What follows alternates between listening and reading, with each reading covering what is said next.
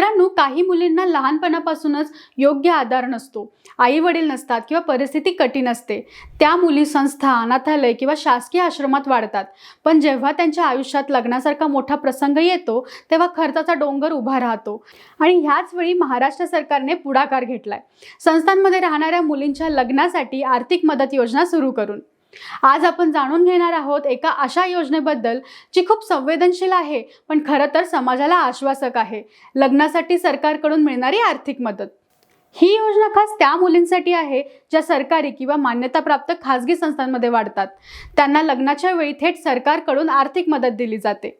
यामुळे लग्नाचा खर्च कमी होतो आणि या मुलींनाही समाजात योग्य सन्मानाने आयुष्याची नवी सुरुवात करता येते.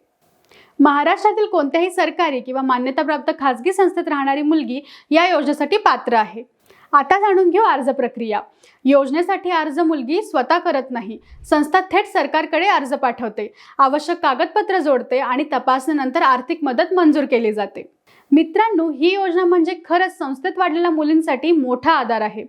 जर तुमच्या ओळखीच्या कोणत्याही संस्थेला ही माहिती उपयोगी पडू शकत असेल तर त्यांच्यापर्यंत हा व्हिडिओ नक्की पोहोचवा. कारण माहिती दिली म्हणजेच कोणाचं आयुष्य उजळवलं.